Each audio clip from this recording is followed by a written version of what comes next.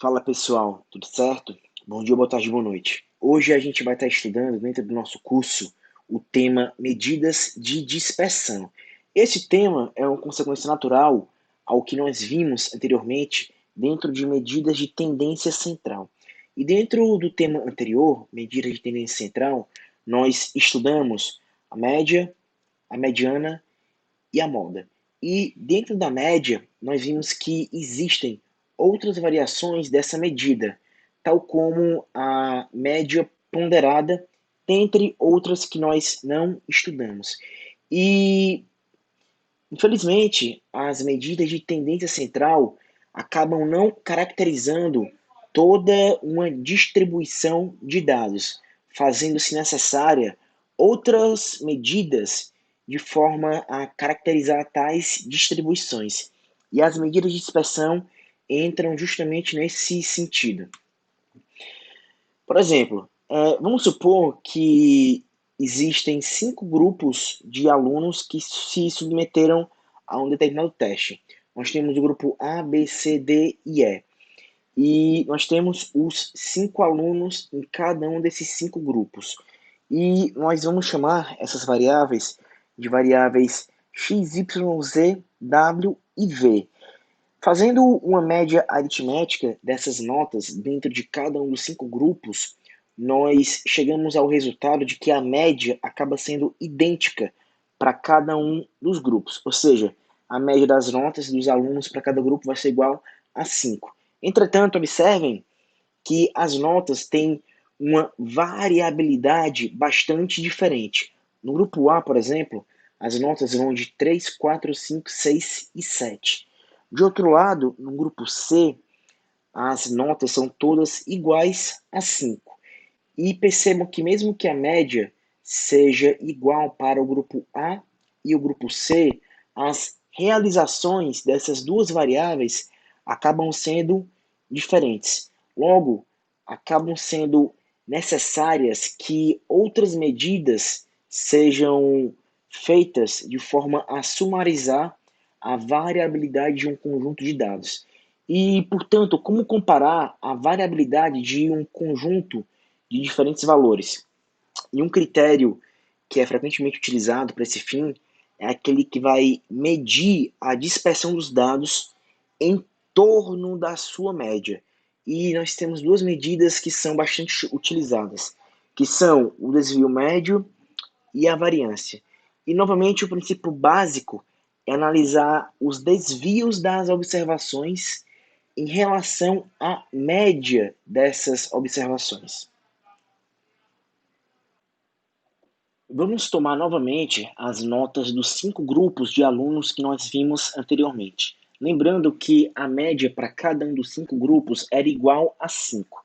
Por exemplo, tomando o grupo A, nós vimos que os desvios das observações do grupo A em torno da sua média são iguais a menos 2, menos 1, 0, 1 e 2.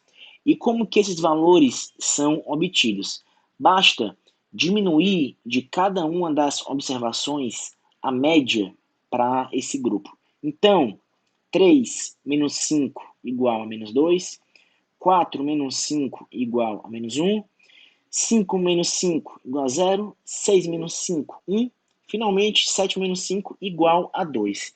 E é fácil ver que para os demais conjuntos de dados, a soma dos desvios vai ser também igual a zero, pois é fácil ver que se nós somarmos para o grupo A, por exemplo, esses desvios em relação à média, a soma vai ser igual a zero. E então, nessas condições, a soma dos desvios acaba não sendo uma boa medida de dispersão tanto para o grupo A como para os demais grupos. Então, duas opções surgem de forma a sanar esses problemas.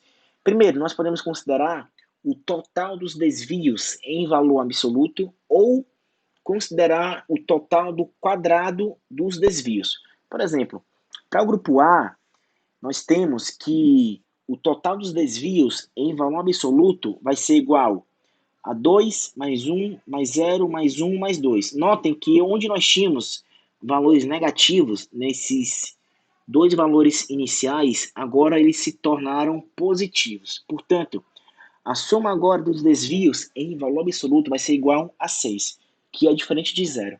De outro lado, se nós, ao invés de tomarmos os valores absolutos dos desvios, mas tomarmos o quadrado desses desvios, nós chegamos a uma soma igual a 10. E a conta é bastante simples. Onde nós tínhamos menos 2, agora nós temos menos 2 ao quadrado, menos 1 ao quadrado, mais 0 ao quadrado, mais 1 ao quadrado, finalmente mais 2 ao quadrado.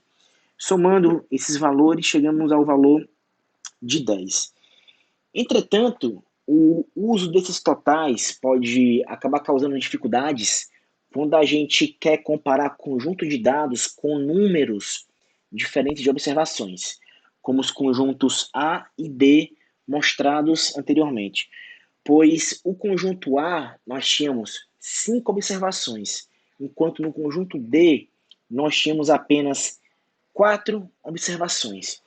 Então, para sanar essa dificuldade, além de nós utilizarmos o total dos desvios em valor absoluto ou o total dos quadrados dos desvios, nós devemos dividir os resultados acima pelo número de observações dentro de cada amostra.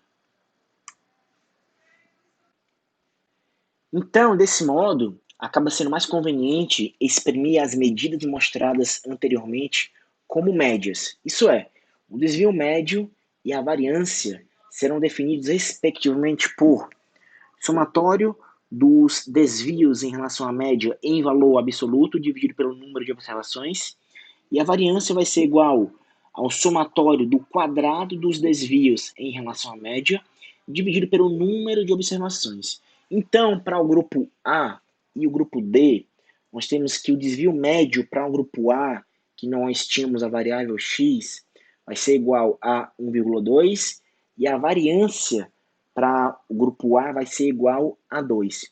De outro lado, para o grupo D, onde nós tínhamos a variável w, nós temos que o desvio médio foi igual a 1, enquanto a variância foi igual a 2.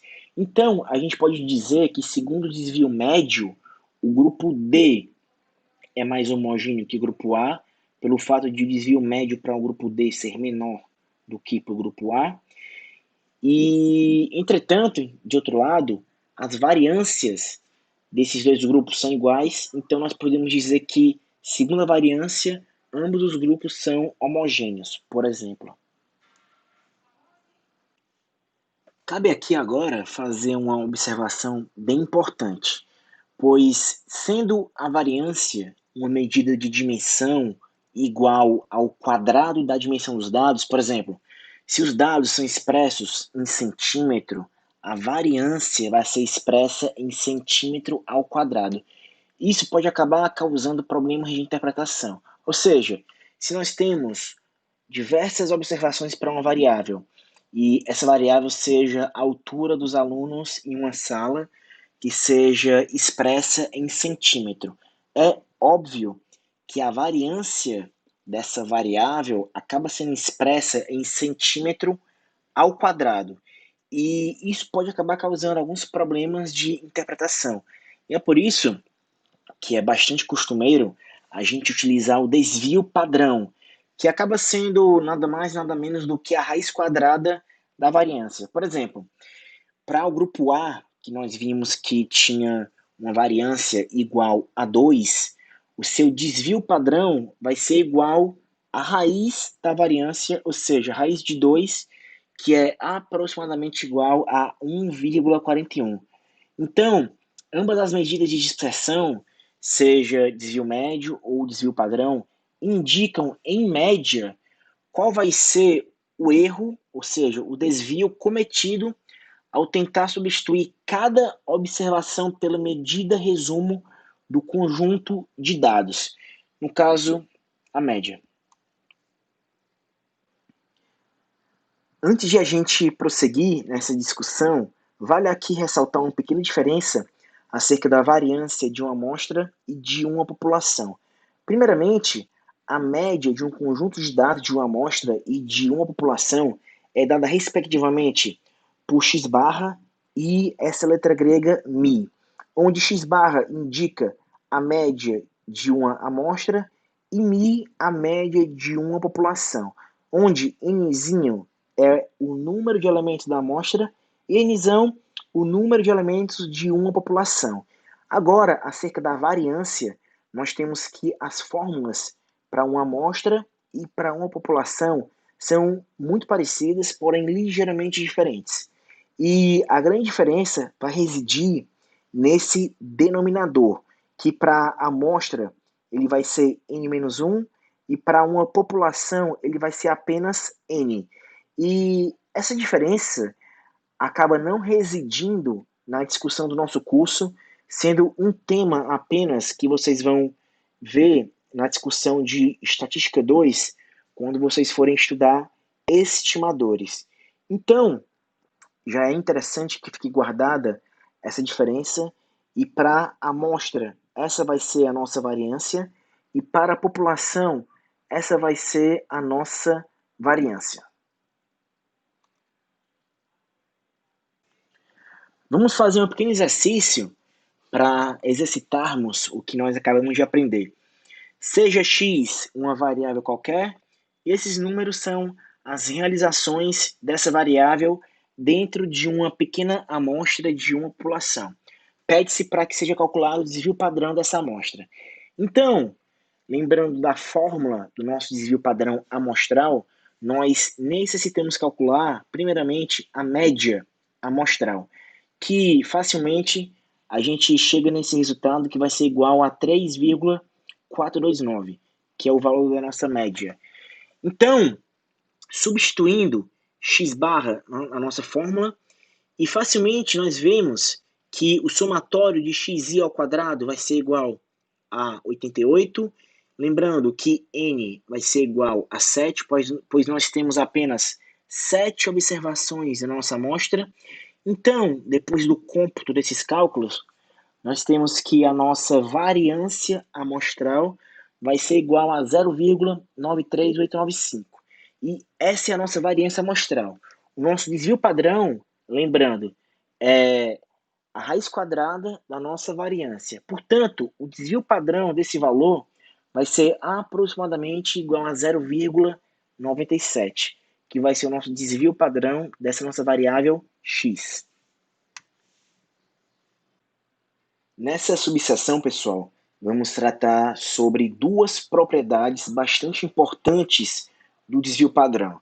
A primeira delas diz que o desvio padrão da soma ou subtração de uma constante c pertencente aos reais com uma variável x é igual ao desvio padrão dessa mesma variável x. Ou seja, o que essa propriedade fala é o seguinte: imaginem que nós temos uma variável com 100 observações, ok? E nós calculamos o desvio padrão dessa variável. Imaginem que foi igual a 10. Agora, vamos imaginar que nós somamos o valor 2 para cada uma dessas 100 observações e, posteriormente, nós calculamos o novo desvio padrão. O resultado é que esse novo desvio padrão vai ser idêntico ao anterior, mesmo que nós somemos 2 para todas as realizações. E a mesma analogia vale também para a subtração. E a segunda propriedade fala algo parecido, porém agora para multiplicação e divisão. E a segunda propriedade fala exatamente o seguinte: multiplicando ou dividindo por um valor constante arbitrário cada elemento de um conjunto de dados, o desvio padrão fica multiplicado ou dividido por essa constante. Ou seja, mesmo caso, imagine que nós temos uma variável com 100 observações para a qual o desvio padrão foi igual a 10. Agora, ao invés de somar ou subtrair, nós iremos multiplicar cada uma dessas 100 observações por 2. O resultado, de acordo com essa segunda propriedade, nos diz que o desvio padrão vai ficar multiplicado por essa cifra 2. Ou seja, o desvio padrão antes era 10, agora é de 20, uma vez que nós multiplicamos cada uma das realizações dessa variável pelo número 2. Vamos agora fazer um exercício para fixar o que nós acabamos de estudar. Vamos lá. O desempenho dos vendedores de uma organização comercial foi medido através de scores que vão de 0 a 10. E uma amostra de 200 vendedores apresentou os scores abaixo dentro dessa tabela de frequências. E notem aqui que essa nossa variável scores, que vão de 0 a 10, ela é uma variável contínua, pois nós vemos aqui que ela está dividida nessa tabela de frequência por intervalo e não por ponto. Então, nós vemos que 28 funcionários tiraram scores de 0 a 2, 43 funcionários obtiveram scores de 2 a 4, e assim sucessivamente, e o que perfaz 200 funcionários. Item A. Estime o desempenho médio para todos os vendedores da organização. Estime o desvio padrão. E, finalmente, estime a proporção de vendedores com score mínimo de 6. Então, o que nós iremos fazer no item A? Vamos calcular a média. Pede-se desempenho médio de todos os vendedores. Basta que nós calculemos a média. Item B, desvio padrão. E o item C, a proporção dos vendedores com score mínimo de 6. Nesse caso, basta que nós transformemos a nossa frequência absoluta em relativa e a relativa em acumulada. Então, inicialmente nós temos que calcular a média. Lembrem-se de que na primeira coluna nós temos os intervalos da nossa variável, de 0 a 2, 2 a 4, 4 a 6, 6 a 8 e 8 a 10, e o somatório. Segunda coluna, frequência absoluta. Na terceira coluna, lembrem-se que nós temos a média de cada uma desses intervalos de classe. A média de 0 a 2 é 1, 2 a 4, 3, 4 a 6, 5, 6 a 8, 7, e de 8 a 10, média 9. Nessa quarta coluna, o que nós iremos fazer é o seguinte: nós conseguimos observar esses 28 funcionários que pertencem a esse primeiro intervalo como tendo o score de 1.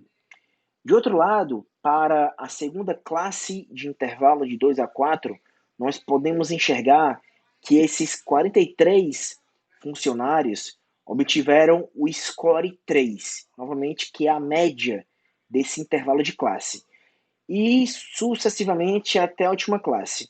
Então, o que nós estamos fazendo aqui nessa quarta coluna é multiplicando a frequência absoluta por cada um dos scores obtidos por cada um dos funcionários dentro desse intervalo de classe.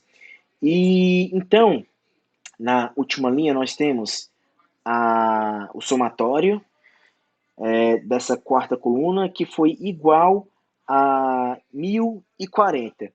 E aqui embaixo nós temos uma variação do cômputo da nossa média aritmética que nós vimos dentro da nossa tabela de frequência. E uma forma de calcular a nossa média aritmética com respaldo em uma tabela de frequência é por meio dessa fórmula, que é o somatório do produto de x pela frequência absoluta dividido pelo número de observações que compõem essa nossa amostra. Então, somatório do produto da realização da nossa variável pela sua respectiva frequência absoluta sobre número de observações igual a 1040 sobre 200 igual a 5,2. Então, a resposta do item A é que o desempenho médio desses vendedores dessa organização industrial comercial foi igual a 5,2.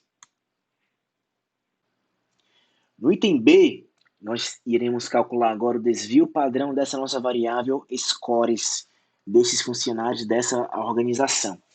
E vejam que nós podemos aproveitar o que nós fizemos na tabela anterior e a grande diferença vai ser apenas essa quinta coluna. E por que nós abrimos essa quinta coluna? Aqui abaixo nós temos o cálculo do nosso desvio padrão amostral. Vejam aqui que o denominador é n-1. E da fórmula nós temos já a média, nós temos o n, que é 200. Basta agora calcular esse primeiro termo do numerador, que vai ser o somatório das realizações da nossa variável ao quadrado, multiplicado pela respectiva frequência absoluta. E nós calculamos esse termo nessa quinta coluna, na última linha. E vejam que aqui nós temos 1 ao quadrado vezes 28, 3 ao quadrado vezes 43, e assim sucessivamente. E o somatório de todos esses termos perfaz um valor de 6.808. Portanto, substituindo esses valores no cômputo do cálculo do desvio padrão amostral, nós chegamos a um valor igual a 2,65. Portanto, o desvio padrão amostral para essa nossa variável foi igual a 2,65. Finalmente, no item C, pede-se apenas que nós calculemos a proporção de vendedores com score mínimo de 6. E esse item acaba sendo mais fácil dessa questão. Novamente, nós temos a nossa tabela de frequências, primeira coluna, as realizações da nossa variável x, os intervalos de classe. Segunda coluna, as respectivas frequências absolutas. Agora, na terceira coluna, nós temos a frequência acumulada em valores absolutos. E na quarta coluna, finalmente, nós temos a frequência acumulada em percentual. E facilmente nós vemos por essa tabela que os vendedores com score mínimo de 6 equivale a 40% da amostra, porque os vendedores com score até 6 perfaz 60% dos indivíduos dessa empresa. Então, o complementar acaba sendo apenas de 40%. Iremos tratar agora do coeficiente de variação, que é uma outra medida de dispersão. E ele é dado pela divisão do desvio padrão pela média. E o coeficiente de variação, ele mede também o grau de variabilidade de um grupo de observações em torno da sua média. Ou seja, ele mede o quão distante um grupo se afasta da média. E o fato de o coeficiente de variação ser dado em valor relativo vai nos permitir comparar séries de valores que apresentam unidades de medida diferentes. Por exemplo, vamos supor duas variáveis x e y. A variável y é dada em centímetro, por exemplo, altura. E a variável y é dado em gramas, por exemplo, peso das pessoas. E a partir do coeficiente de variação, nós conseguimos comparar o grau de variabilidade da variável x em centímetro e da variável y em grama e mensurar qual das duas tem uma maior dispersão em torno da sua média, mesmo que elas tenham unidades de medidas diferentes. De forma a tornar mais palatável o entendimento do coeficiente de variação, nós temos o seguinte exemplo. Suponha que nós quiséssemos alfabetizar uma tribo de índios e nós formamos uma turma dentro dessa tribo, e uma característica dessa turma é que nós temos índios com idades bastante diferentes, de 15 até 40 anos. E nós calculamos posteriormente a média de idade dessa turma de índios, que foi igual a 20. Percebam que esse número, média igual a 20, não representa essa turma, pois nós temos índios com idades bastante afastadas da média. Logo, essa turma é bem heterogênea em relação à média de idades. De outro lado, suponho que nós temos agora uma turma de jovens universitários com idades indo agora de 18 até 21 anos. Provavelmente, para essa segunda turma, todos os alunos possuem idade próxima à média da turma. Logo, essa turma é bem mais homogênea em relação à média de idades. Agora, caso nós fôssemos calcular o coeficiente de variação para ambas as turmas, fica patente que para a turma de índios, o coeficiente de variação seria bem maior do que o coeficiente de variação para a turma de jovens universitários, o que acabaria indicando a maior variabilidade da turma de índios em comparação com a variabilidade bem menor da turma de jovens universitários. Vamos agora realizar 5 exercícios para fixar tudo que a gente viu até agora dentro dessa parte de medidas de dispersão. Vamos lá. Um estudo foi realizado por um professor em 3 turmas, obtendo a média e o desvio padrão das notas de sua disciplina conforme abaixo. Ou seja, nós temos aqui as turmas A, B e C e suas respectivas média e desvio padrão. Pergunta-se qual é a menor variabilidade dessas 3 turmas e pede-se que a resposta seja justificada adequadamente. Então, como que nós conseguimos mensurar a variabilidade de cada uma dessas turmas? Uma medida disponível seria, por exemplo, o desvio padrão. Entretanto, esse desvio padrão acaba não sendo uma medida muito fidedigna para comparar essas 3 turmas, pelo fato de suas médias acabarem sendo diferentes. E como as médias são diferentes, fica um pouco nebuloso o quão distante da média o desvio padrão está indicando para as observações das notas de cada uma dessas turmas.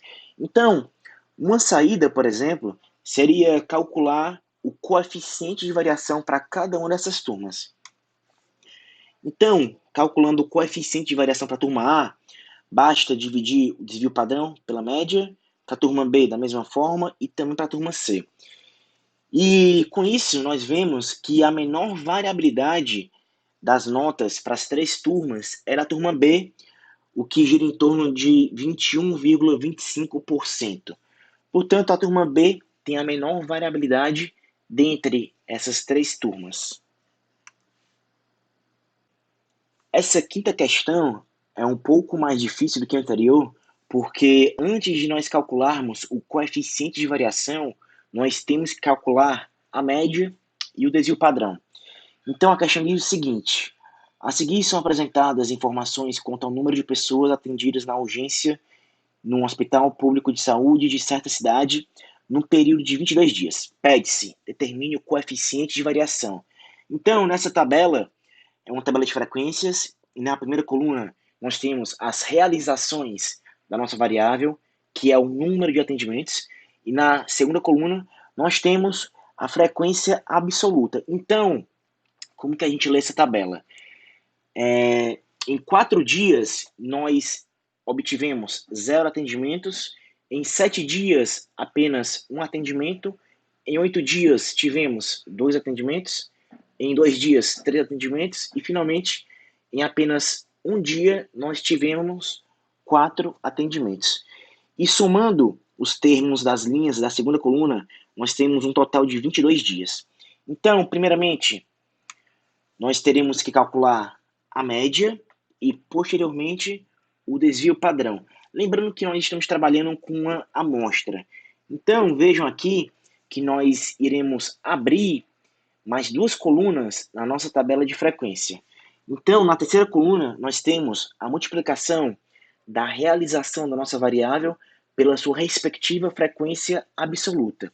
E somando todos esses valores, nós chegamos a um total de 33. E lembrando, uma das formas de nós calcularmos a nossa média aritmética, lembrando que nós temos essa notação x barra que indica a média amostral, que vai ser igual ao somatório do produtório da realização da nossa variável pela sua respectiva frequência absoluta, dividido pelo número de observações na nossa amostra.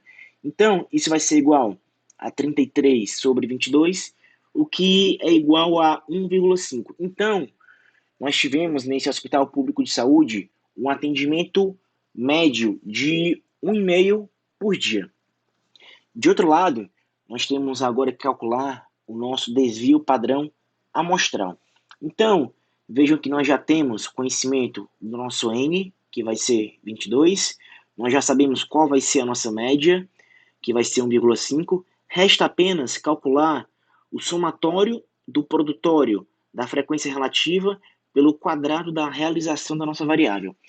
Computando esse primeiro termo na quarta coluna da nossa tabela de frequências, facilmente a gente monta esse termo. Notem aqui que nós temos 0 ao quadrado vezes 4, o que é igual a 0. Aqui nós temos 7 vezes 1 ao quadrado igual a 7. Nós temos 16, aliás, nós temos 8 vezes 2 ao quadrado igual a 32. Nós temos 2 vezes 3 ao quadrado, 18. E, finalmente, nós temos 1 vezes 4 ao quadrado igual a 16. E na última linha, novamente, nós temos o somatório de todas as linhas anteriores, o que vai ser igual a 73. Então, substituindo essa cifra no primeiro termo, nós calculamos, assim, o nosso desvio padrão amostral, que vai ser igual a 1,06. Finalmente, nós conseguimos calcular o nosso coeficiente de variação, que vai ser dado pela divisão do desvio padrão pela média, o que vai ser igual a 70,67%. E essa seria a nossa resposta final. Agora, nessa sexta questão, nós iremos utilizar aquelas propriedades que nós vimos anteriormente do desvio padrão. Vamos lá. Em uma fábrica, a pressão média de ruptura de certa caixa de cartolina é 120 e o desvio padrão é 30. Notem que aqui nós podemos simplesmente nos abstrair da natureza dessa variável. Então, a pressão média de ruptura de certa caixa de cartolina é 120. Leiam apenas que a média vai ser igual a 120, simplesmente, e o desvio padrão é 30. Pergunta-se: determine a pressão média e o coeficiente de variação das caixas de outra fábrica, sabendo que a relação entre as duas populações de caixa é dada pela seguinte fórmula: y é igual a 1,4x menos 8. E aqui nós temos o seguinte: a variável x é a nossa variável da nossa fábrica que foi dada mais acima. Então, nós já sabemos qual vai ser a média de x e qual vai ser o desvio padrão de x. Então, foi perguntado qual vai ser a pressão média dessa nossa nova variável y e qual vai ser o coeficiente de variação dessa fábrica y. E facilmente nós conseguimos construir essas duas medidas utilizando aquelas propriedades que nós vimos anteriormente da média e do desvio padrão. Então, novamente, nós sabemos que a média de x é 120 e o desvio padrão de x é 30. Então, na fábrica y, nós temos o seguinte: lembrem-se aqui daquelas propriedades da média, que são a seguinte: se nós multiplicarmos todas as realizações de uma variável por um valor c, então a sua média final vai ficar multiplicada por esse mesmo valor c. E da mesma forma, caso a gente subtraia todas as observações de uma variável de uma cifra c, a sua média vai ficar subtraída desse mesmo valor c. Então, o que nós estamos fazendo aqui é simplesmente aplicando essas duas propriedades. A média de y vai ser igual, então, a 1,4 multiplicada pela média de x e também subtraindo 8 unidades. Então, a média de y é igual a 1,4 vezes 120 menos 8, o que é igual a 160. Por sua vez, a gente sabe que o desvio padrão não sente efeitos de adição e subtração sentindo apenas efeito da multiplicação e da divisão. Portanto, o desvio padrão da nossa nova variável y é igual a 1,4 multiplicado o desvio padrão da variável x. E notem aqui que o menos 8 não vai entrar no cômputo do desvio padrão da variável y. Novamente, pelo fato de o desvio padrão não sentir efeitos de adição e subtração. Portanto, o desvio padrão da variável y é igual a 42. Então, lembrando que foi perguntado acerca do coeficiente de variação da fábrica y, basta dividirmos o desvio padrão pela média, o que nós vemos que totaliza uma cifra igual a 26,25%. A questão 7 é bastante parecida com a questão anterior. Uma variável x tem média igual a 10 e variância igual a 16. Pergunta-se, calcule a média e variância da variável dada por y igual a 3x mais 5 sobre 2. Então, novamente, iremos aplicar as propriedades da média e do desvio padrão. Então, lembrando, nós sabemos quem é a média de x e quem é a variância de x. Como nós temos a variância de x, facilmente chegamos ao seu desvio padrão, que é a raiz quadrada da variância. Portanto, o desvio padrão de x vai ser igual a 4. Então, nós queremos saber quem vai ser a média e a variância, desvio padrão da variável y.